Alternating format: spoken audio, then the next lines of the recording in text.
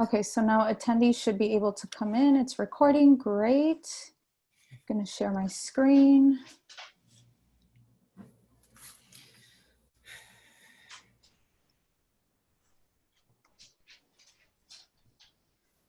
All right, so we're gonna get started. We're going to have some people come into the room, which is fine. But for the purpose of time, I will get started. Okay.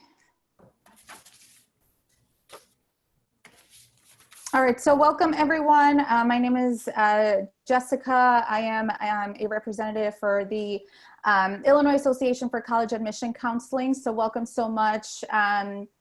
Welcome to the virtual college exploration for Illinois students, which is sponsored by the Illinois Association for College Admission Counseling as well as StriveScan.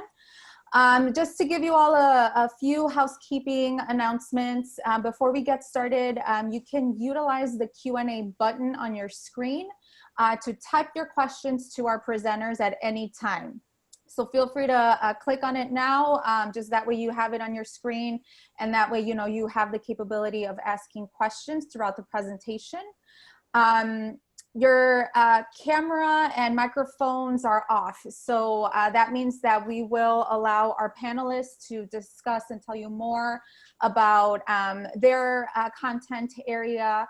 And therefore keep in mind that they cannot hear you or see you, because that's an automatic feature here in the presentation. This is just one of the many different session happenings, so be sure to check out the full schedule of all of the events that are happening this month and throughout the month of October. You can go to IACAC.org to check out the full schedule. This presentation is being recorded and will be available within about a week at the same website, which is IACAC.org. Now I'd like to turn it over to our presenters.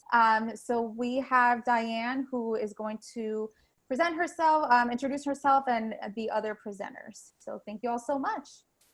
Okay, thank you so much. Good evening, everybody, and welcome. We are excited to have you join us tonight. My name is Diane Spillman, and I am from Maine South High School, and I am being joined by my colleague, Nicole Johnson, who is from Evanston Township High School and is working behind the scenes to help me generate, get together all the questions you guys are going to be asking and just help me with some technical stuff.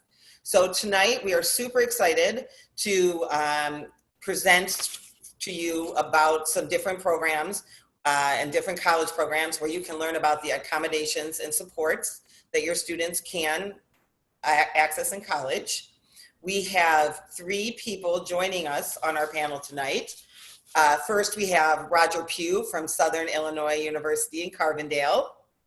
We also have Mark Harris from the University of Iowa and Lynn Gallagher from Loras College. So my plan for tonight is to introduce each of our presenters and give them some time to talk specifically about their programs.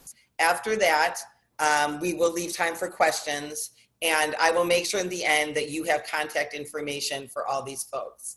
So first I'm going to begin by giving you a short introduction for Roger. Roger is a developmental skills training specialist with the Achieve program at Southern Illinois. He has been part of the administrative team with the Achieve program for over 20 years. His undergraduate and graduate work focused on English with an emphasis on written expression. His postgraduate work focused on the administration of special education services. At Achieve, Roger works directly with students to secure accommodations and services. He also communicates with parents and stakeholders involved in a student's success and progress. So Roger, it's all you. Go ahead, sir. All right, thank you very much, Diane. I want to just thank you and Ron for giving us an opportunity to speak at this event, and I'm looking forward to also hearing from Lynn and Mark, old friends, as they also describe the services and accommodations that are available at their respective college and university.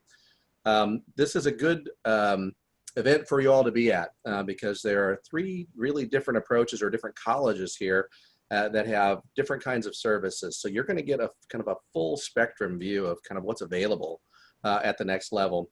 Diane and Ron and the folks up at the Choices team developed a list of questions for us. I'm going to do my best to try to knock out several of those questions and still keep myself within the time limit, though I am sure that, Diane, you're going to give me a nod if I'm running on.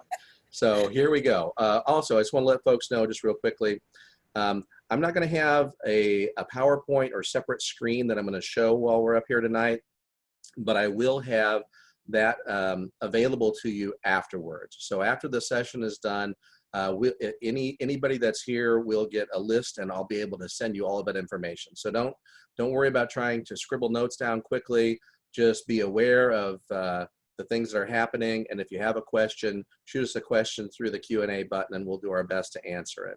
Okay, so my name is Roger Pugh. I'm with the Achieve program at Southern Illinois University in Carbondale.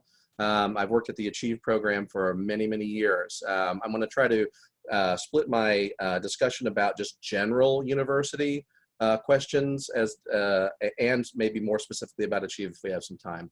Question number one is there a separate admissions process for students with disabilities? And the short answer for that is no. Students who are applying to the university apply to the university. There have been a lot of really pretty terrific changes in the last couple of years about admissions policies, not just at Southern, but at a lot of schools. So if you're graduating high school with a 2.75 GPA, if you've met the requirements for graduation, then you're going to be admitted to the university. Now, if you're a student with a disability, there are some other things you need to think about too. You need to think about, well, am I going to want to use those accommodations that I'm used to now at the next level? And if so, then I probably need to contact their disability support office. So if you were using disability support services at our university, you would do that. The disability support office at SIU is like what you might find at many colleges and universities around the country. It's that it's an office to make sure that equal opportunity and access under law is provided, so your civil rights aren't violated, and that appropriate accommodations are being put in place for you. SIU also has a more specialized program of support. That's the Achieve program. And although we do provide accommodations too, we're really more of a service program. So we focus on things that go hand in hand with some of those accommodations, but aren't normally like systematically provided at most universities. So that's a little bit of the difference about where I'm coming from. But if you were a student with a disability, you would want to contact the disability office and communicate with them and start that process with them. If you are also interested in a more specialized program, you would be in contact with us too. And there is a slightly different process for that more specialized program in that there is an application process for it as well. So that's done kind of in conjunction with your application to the university. Question number two, what is the range of accommodations available to students with disabilities? SIU is a pretty large school. It's a top 100 research university, thousands of students. The disability office is really in charge to make sure that any of those things that would be appropriate accommodations to make sure that there isn't a barrier between you and your education are in place. So that runs the gamut from appropriate access to buildings and planning in advance with appropriate accommodations for services that happen on campus so that a student isn't excluded because of a disability. To the things you might expect, typical accommodations like note-taking services, test proctoring services, audio books, and a variety of other services, Braille services, things like that. Our accommodation determinations, question number three, accommodation determinations based on high school IEP recommendations. I'm going to try to get the short answer out, and I know it'll get expanded on. There is, and I'm sure that your high school counselors are telling you this, there is a difference between the kinds of services that are recommended through an IEP in high school and what has to be provided at that next level. It's no longer compulsory education. So some of the things that you may have used while you had an IEP in school, some of those things very well might carry forward to the next level, but some might not. And I'll give you an example. A quick example would be if you had a modification to your classroom that changed a particular method that the way the instructor taught. Say, for example, instead of a multiple choice test, it was a limited choice multiple choice test, or it was presented in a altered format for you. That's something that may or may not always move forward with you. That is, at the university level, an instructor might say, This represents a fundamental change to the curriculum that we're teaching, so we're not going to make that change. So I want you to be aware, students, that some things may carry forward and some may not. What do carry forward, your civil rights are not being violated. Some of those other things are dictated by special education law, and some of those may not transfer with you. All right, so it's important to know. Question number 4, what documentation is required? That has changed dramatically in the last few years too. Best practices models would be that a typical disability office, our program, we would want to see that history of documentation in whatever form that it is. So that might have diagnostic testing in it. That might be a series of IEPs or the transition IEP, or it might be a 504 plan, or it might be statements from physicians or psychiatrists. It may be a variety of different things that come together, but there isn't a particular test that we're looking for or a particular item that if it's not there, you won't be considered. So the best advice I can give you for that for any school is communicate with them in advance and find out if there is something specifically that they'll need for their process. And I think number 5 is going to round me out. Yes, Diane? Yes, okay. What supports are available on campus for all students? Okay, so one of the reasons why you might look for a really large liberal arts school, I mean, you might think to yourself, large means my kid's going to get lost in a crowd. And that, I could see where that might be a concern for some, but honestly, schools like SIU have really great supports that make sure that that doesn't happen. But when you have a large school, you literally have just about every kind of support you can think of outside of your traditional disability supports. So writing labs, tutoring centers, special supports for building classroom skills, motivational skills, changing behaviors through groups that you can get together with, direct access to counselors in the dormitories. That's something that SIU does. So there are so many services that are available. Again, it's a long laundry list. I'll make sure that you have all of it in that presentation that I'll send to you later on. So that's the 5 that you wanted me to get, and I think I'm at my time, yes? All right, thank you very much, folks. I look forward to seeing any questions that you might have. And again, I'll send a presentation to you after it's all said and done. Thank you. Okay, thank you so much, Roger. Up next, we have Mark Harris. Mark is a licensed psychologist and the Director of Student Disability Services at the University of Iowa. Dr. Harris received his PhD in counseling psychology from The Ohio State University. He has previously worked as a psychologist in private practice in managed behavioral health care and as a staff psychologist and clinical director at University Counseling Services. He is the former national chair of the Association for the Coordination of Counseling Center Clinical Services.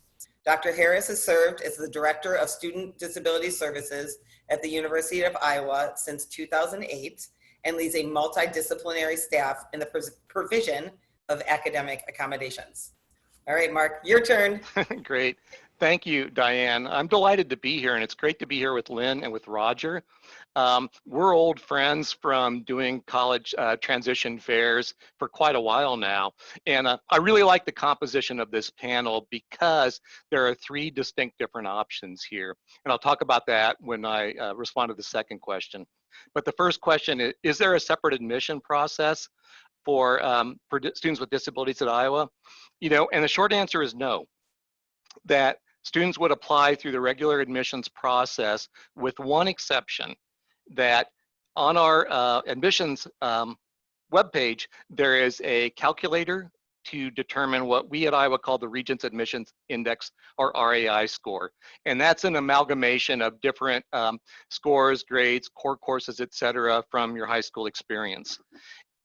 If you don't, for whatever reason, meet the published guidelines or published standards, ask the Office of Admissions to do an individual review.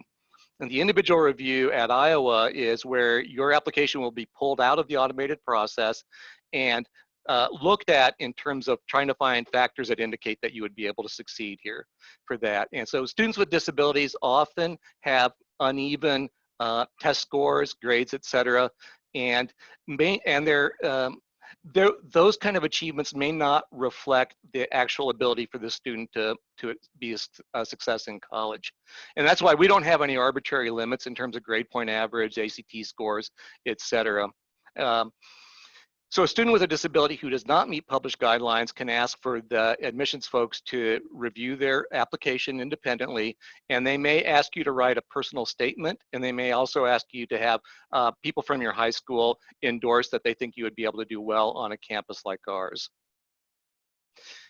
So the range of accommodations is, one of the things that I really like is to, parents and prospectives will come to us and they'll say, do you have a program?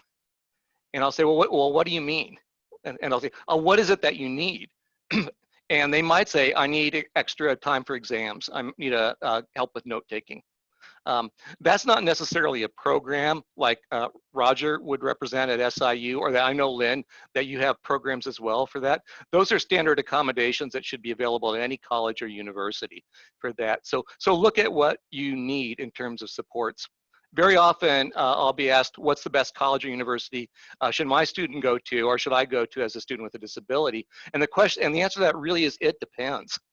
It depends on how much support you need, how much everybody on the panel here is going to have the same academic accommodations for the most part, because those are federally mandated. What will differ from institution to institution is the availability of support beyond that. And the Achieve program at Southern Illinois is a really good example of the enhanced support available to students who would like that level of support for college. That generally goes beyond traditional academic accommodations. University of Iowa, we do not have an enhanced program, so we'll have the academic accommodations that will be available at any institution. You know, as Roger mentioned, extended time for exams, note-taking assistance. All students that register with their office at Iowa get priority course scheduling. And so that is really helpful to find a schedule that works with your particular disability. For example, we recommend that students with attention deficit disorder do not take courses back to back. You know, to give you a little bit of breathing room in between to clear your head from one course before you go into the other one. Chronic health students may not be able to take a lot of classes early morning because it takes them longer to get going during the day. The whole idea of the IEP is a great question for that. And I think that what Roger said, I think is very helpful. Don't assume that because you talk to one college or university about their documentation requirements that it's going to be the same across the board, because it really is not. It's going to vary a lot by institution for that. One of the things that we've tried to do at Iowa is I've progressively limited the barriers to accommodations. So for the average accommodation, we'll take just about anything. Like if you're a student with ADHD, that never goes away. So you might have something from 3rd grade that says you are a student that has attention deficit issues. So the thing I advise for students at Iowa is send us what you got, and we'll see if we can use that. And we'll try to make that happen for that. Now, there are certain accommodations that might require additional documentation. For example, course substitution for a world language requirement is going to require a higher threshold of documentation because it's an essential modification to an academic program. And so we're going to look in most cases for psychoeducational testing that demonstrates why is learning a foreign language relatively more difficult for a student compared to other academic tasks of the same complexity. And it's usually going to come down to a couple of things: processing speed, auditory processing, and stuff that can actually be measured in a psychoeducational battery. So for that accommodation, that's something that we'll often ask for. But in general, the IEP forms the basis of what could be considered in college, but it's not guaranteed. And like Roger said, modifications of assignments, modification of testing format typically do not occur. One of the things I see often on an IEP is a study sheet or a preparation for an exam, something like that, that's given to the student. That isn't going to happen for the most part at colleges and universities.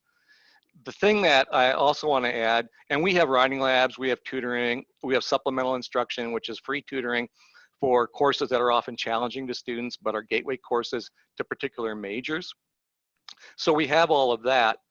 But the thing I would like to stress is When it comes to institution size, we've got a range between Lynn and a small liberal arts college experience, and then Roger and I both represent larger campuses. It's a myth to assume that a smaller campus is going to be better for a student with a disability. It really depends on the student. I don't think you can make the decision about what college to consider attending until you get to the campus visit. And in most cases, parents and students will have done a great job of narrowing the field to what are your top choices. And in my experience, the actual campus visit is what actually makes it real clear to most students about where you feel comfortable and where you feel like you most would belong for that. So I think that's all I'm going to comment on today, and give the rest of my time, if any, to Lynn.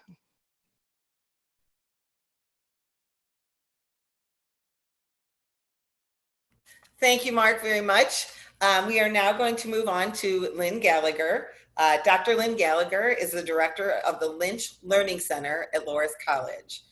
She has been an advocate for individuals with disabilities for over 30 years and was a board member of the Illinois Council of Developmental Disabilities and chair of the Education and Employment Committee. She was the past president of Illinois TASH, board member of the Think College Illinois Task Force, board member for the Illinois Education and Employment for Individuals with Disabilities Task Force, past president of Iowa's MAEOPP, and board member of the Autism Society of Illinois. Lynn served as an educational advocate for children with disabilities in the K-12 educational system for over 25 years. She and her husband live in Galena, Illinois. They have 4 children, 4 grandchildren, and 5 granddogs. So Lynn, it's your chance. Go ahead. Thanks so much, Diane. I just realized, because I have a dog sitting on my feet, that I forgot my own dog too. So in addition to the 5 grand dogs, we also have our own dog. But thanks so much for having me. Thank you, Diane and Ron and the Choices team. You know, I too am just thrilled to be here with Mark and Roger. You know, we have you know, been friends for quite a while, and this is a different way of attending a college fair, but it's pretty exciting to be here. So thank you. I'm going to answer the same 5 questions. I'll probably not go as in depth because both Roger and Mark really did answer, you know, a lot of the questions the same way that I would. But I'll start with the first one. Is there a separate admissions process? No, there's not a separate admissions process, but there's an additional admissions process. So any student who is admitted to the college is admitted to, you know, to receive services. The only difference would be for our supported program, so students who need more than accommodations. We have 2 programs, the enhanced program and the arch program, depending on your needs. Those have additional application materials, but it's not a separate process.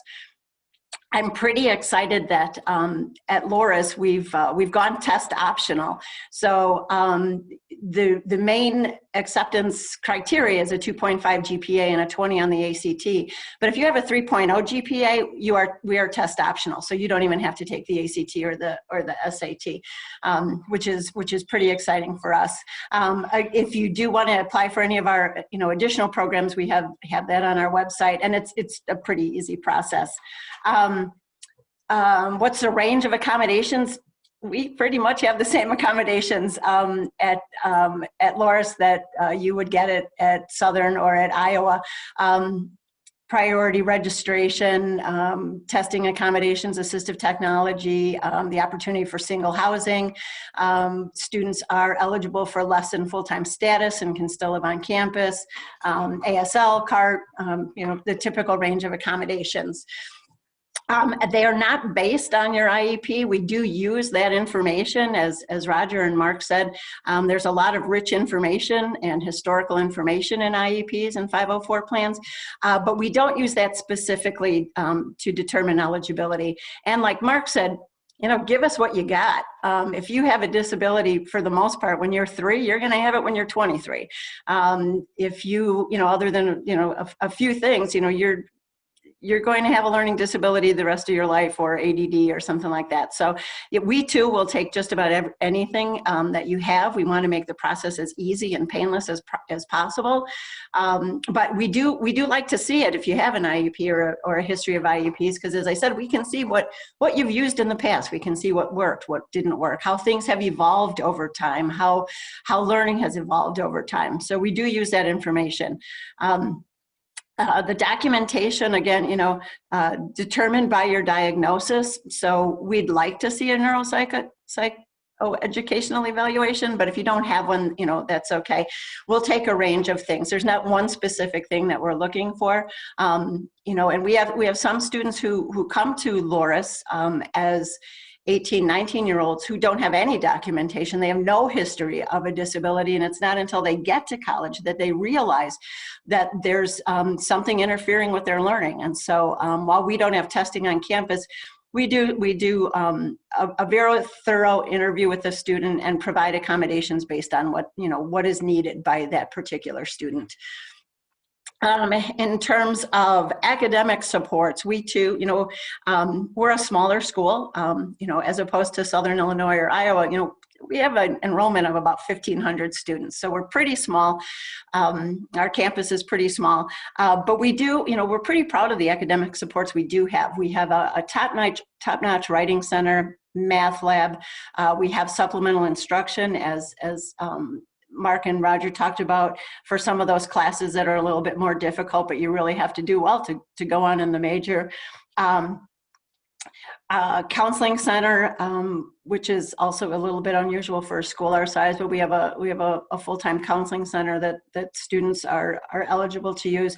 There's tutoring available to the general campus, but then for any student who's enrolled in either our enhanced program or our arts program, we have additional supports as well. And again, after the session, I'm happy to send the additional information for some of those other programs for anyone who would like to know about them. We've had the enhanced program since 1986, which is primarily for students with learning disabilities. And then we've had the arts program, which is a support program for students with autism spectrum disorders. And we've had that program now for 5 years. So I'm going to, give my time now for questions and answers, but I really do appreciate you being here. Stick around for the Q&A. I'm sure there's going to be some rich discussion coming up, but thank you so much for having me. All right, thank you so much, Lynn. So we don't have a ton of questions in the chat, but I, of course, have questions for you. But one thing I know that is on a lot of people's minds when they're talking about going to college is the financial portion. So one question I have is, do your schools have any fees associated with any extra services with students with disabilities? And then the second part is, what types of scholarships or financial aid does your school offer? And do you have any specific scholarships for Black students? Students of color. So I will turn, everybody can have a turn. If we want to start with Roger and then go our same order, that would be great. Sure. So I'll start with, and remind me if I missed something, Diane. So for disability support services at SIU, and this is true for any university that receives certain kind of federal funds, there is no additional fee for that. That is an appropriate accommodation that's built into your level of education when you go to that next level of education. So that's part of the structure of the university. So no fee for that if you're a student and you're wanting to use their disability supports on your campus. You just have to meet their whatever appropriate documentation guidelines that they may have. It's true at SIU, it's true at Iowa, it's true at Loras, wherever you're at. You're going to want to go through that process. For a more specialized program, those are typically fee-for-service programs. Achieve is set up that way, so we're set up as a partial cost recovery, not-for-profit at the university, which means that additional fees that a student pays goes directly into providing the services that we will arrange for that student. That is essentially like a variable tuition. It's an additional cost. It goes on your bill, your bursar bill, and that can be broken up in any number of ways through the course of a semester, so it's not a big hit. it's on our website, it's on our materials. I can tell you what that cost is. And this is something that I think people need to be aware of. Obviously, dollars and cents matter. For the full services that we provide, which generally kind of boils down to, on average, about 160 or 70 hours worth of service per semester. Imagine about 10 hours of service a week that a student would come in with direct service with their case manager, with individual tutors, with other supports that they're engaging in. That's at a cost of $3,200 per semester. And I don't want that number to kind of make you think, well, that's going to put me out of the ballpark. The cost for school at SIU, including those kinds of costs, still put us in the range of any of the other mid-major universities in our part of the world. So we're in the same ballpark as almost every other university. With answering the next parts of the question, what kind of financial aid options are available? We're considered a cost for school. So whenever a family fills out a FAFSA form, this is just that one of those additional burdens that a family might bear. It's kind of added into that total cost for school that has to be computed, which means that any of the traditional financial aid options that are available for a student helps cover costs for our program. And then there's a specific question about scholarships. Not only does the university have a wide variety of scholarship opportunities and grant opportunities, but then specifically within our program, we have our own scholarship and grant opportunities because of very kind and generous donors, former students and families, but also because of the way we're set up. If there's so much carry forward in our budget that's being brought in from students, then we have to redistribute that back in forms of fee waivers and things like that. So there are ways to help defer that cost. Okay. Mark, your turn. Yeah, I think that one of the things I would say in general is don't assume that you can't afford a particular institution until you actually see if you can afford it. Because there's the sticker price and then there's the price you end up paying for that. And so what I'm concerned about is when people self-select out of an institution because of what they see in the brochure or what they see on a web page. Because there are a lot of variables that go into what it is you're going to actually pay as a particular student. We don't have an enhanced program or services like that, so there's no fee for that. And there can't be a fee for accommodations because they're required under federal law. And so there's no additional fee for any of our accommodations here. And our university does have specific programs and scholarships for students who are from ethnic and racial communities, and also for students who are disadvantaged in other ways for that. And I want to talk about two scholarships that our office administers. We have a scholarship for graduate and professional students called the Braverman Scholarship. And then 3 or 4 years ago, we were given quite a large endowment at our foundation for undergraduate students in general. And we offer 4 or 5 scholarships a year from that. And the funding isn't guaranteed year to year, but the ones our students receive $4,000 in scholarship from that particular program. And so, and I'll pass that on to Lynn then. Sorry, I had to unmute myself. Unlike Southern Illinois and the University of Iowa, we're a private school, so our tuition is going to be a skosh higher. However, we have a very large foundation, and to be honest, I don't know anybody who pays the full tuition. Right off the bat, most of the students get a large grant just for coming to Loras. And just fun fact, you know, for all you folks out there, the higher your GPA and the higher your test score, pretty much the greater your financial aid is going to be. So, you know, we're no different. So, you know, we have levels of scholarship, we have levels of financial aid, but just coming in off the bat, most of the students get a pretty good financial aid package. We also, you know, in terms of the cost of our programs, we have 2 supported programs, the enhanced program and the arch program. So we do not, you know, as Mark said, we do not charge for accommodations; those are provided by law. But if you do participate in one of our programs, there is an additional fee. The enhanced program is about $2,700 a semester. The Arch program is about $3,300 a semester. And as Roger said, given the number of hours of support, it's a pretty good bang for your buck. Our financial aid office is really, really good about finding ways to make it affordable for students.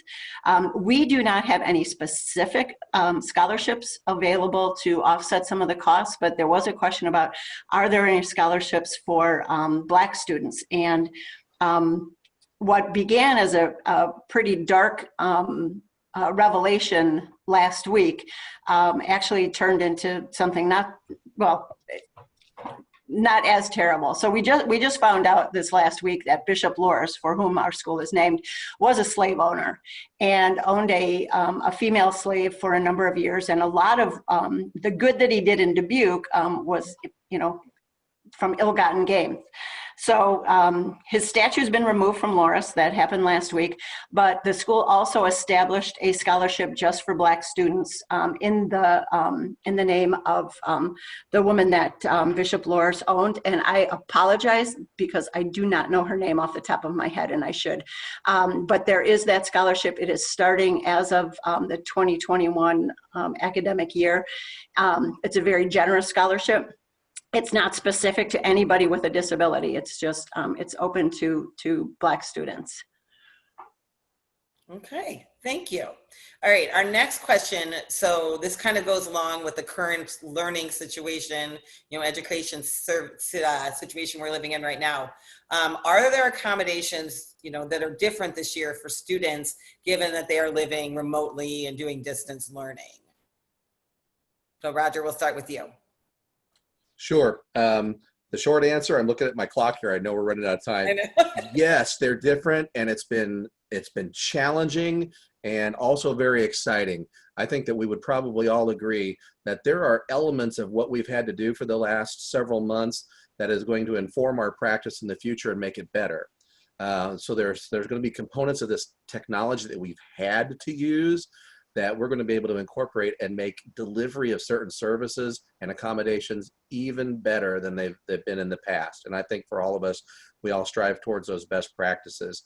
I'll try to give you a quick one for test proctoring, for example.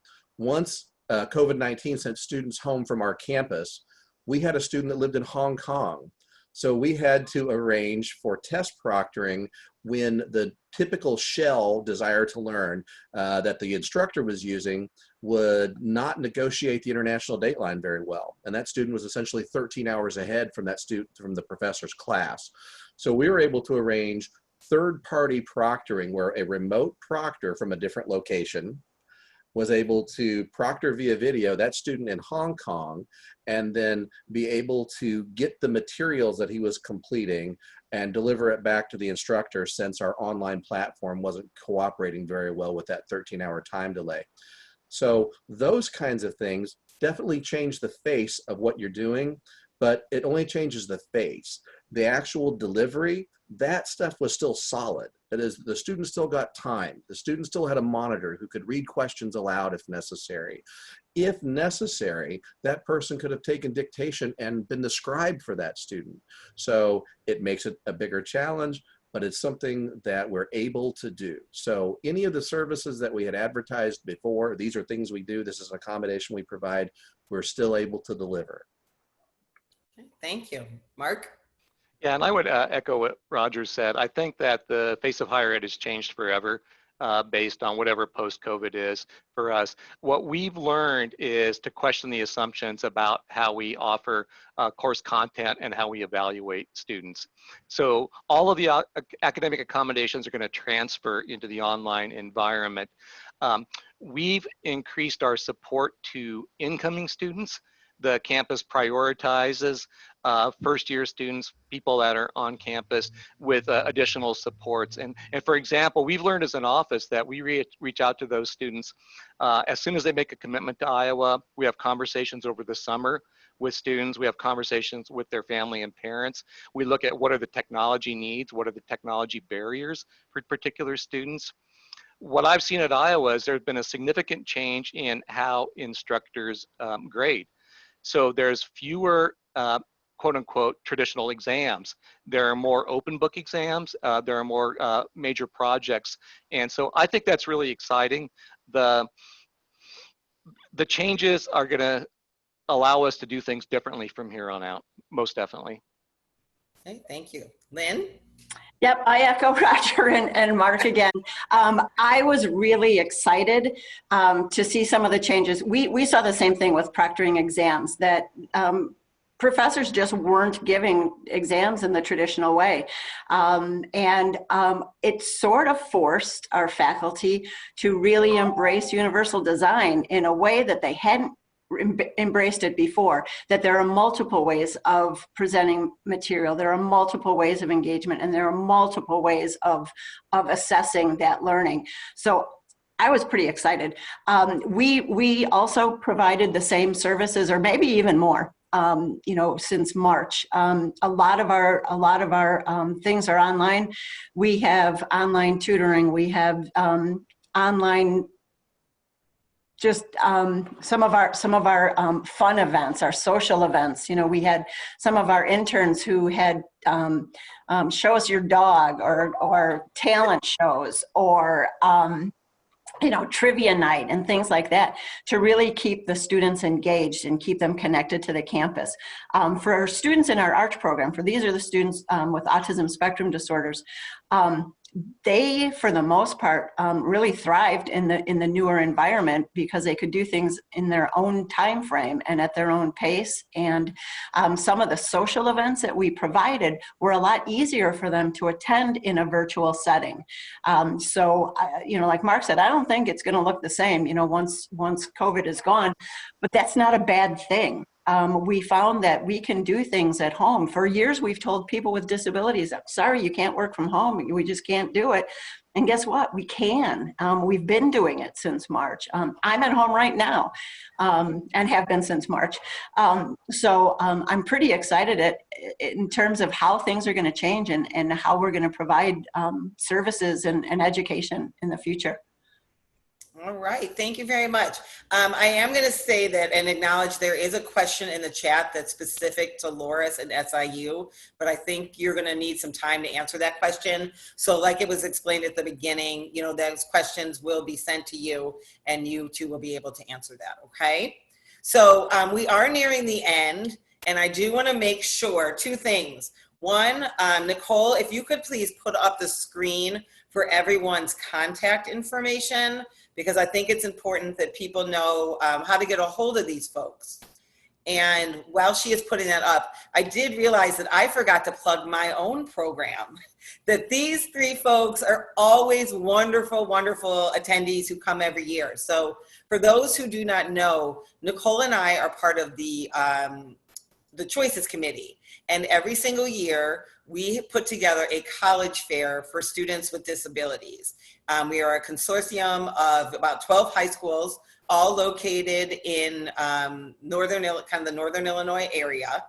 And this year, it was supposed to be at Maine South. I was supposed to be hosting it, but guess what? It's virtual. So we were super excited to be able to partner with IACAC and do these panel discussions, but also know that on October 20th, we are going to be having a virtual fair.